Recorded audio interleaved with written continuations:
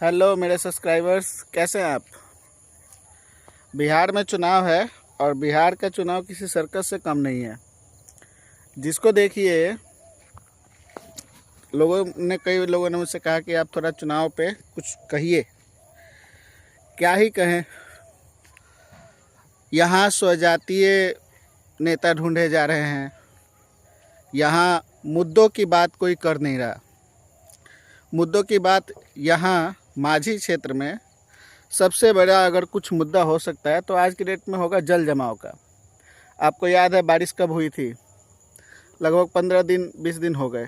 आज भी खड़ैया नाम का एक गांव है हमारे क्षेत्र में, जहाँ पे पानी उसके गांव के चारों तरफ लगा हुआ है। वहाँ खेतों में पानी सरांध मार रही है, बहुत गंदी वाली स्मेल आ रही है, लेकिन उसकी बात कोई नहीं करेगा। एक कैंडिडेट है रणधीर सिंह जी, उनका मैंने वीडियो देखा। उन्होंने कहा कि जल जमाव एक परेशानी है माझी में। बाकी कोई खास मैंने तवज्जो देते हुए किसी को नहीं देखा। लोग अपने स्वजातीय नेता को सपोर्ट कर रहे हैं। अच्छी बात है, करना चाहिए, जातीय प्रतिनिधित्व होना ज़रूरी है। लेकिन अगर ये स्वजातीय पना ही चलता रहा तो विकास की बात कौन करेगा। बड़े ही साजिशों के साथ बिहार की एजुकेशन सिस्टम को करप्ट कर दिया गया, ख़त्म कर दिया गया है। सुधार के नाम पे क्या किया गया?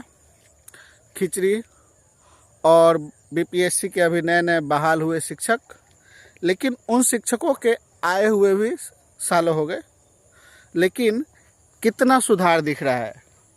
पहले बिल्डिंग्स नहीं हुआ करती थी स्कूल की, तो अब बिल्डिंग्स हुई। बिल्डिंग्स के बाद वहाँ पे मेज़ कुर्सी टेबल खाना पीना सब का व्यवस्था हुआ। टीचर्स भी है, लेकिन वो जो कॉम्पिटिटिव शिक्षा है जो इस देश के दूसरे राज्यों से के बराबर कम से कम हमें ले जाए, ऐसी शिक्षा अभी तक हमारे यहाँ के सरकारी विद्यालयों में उपलब्ध नहीं है। लेकिन इसकी बात कोई नहीं कर रहा। प्रशांत किशोर के लिए आप लोग कहेंगे कि उन्होंने ऐसे ही मुद्दों को उठाया।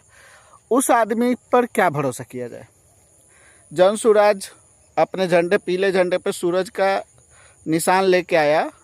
उसने कहा कि मैं सबसे ताकतवर नेता जो आरजेडी का है तेजस्वी, उसके खिलाफ लड़ूंगा। और जब सच में लड़ने का मौका आया तो वहाँ से भाग गया, लड़ा ही नहीं। अब जनता तो ये कह रही है कि सारी टीम उतार दी और कप्तान खुद नदारद।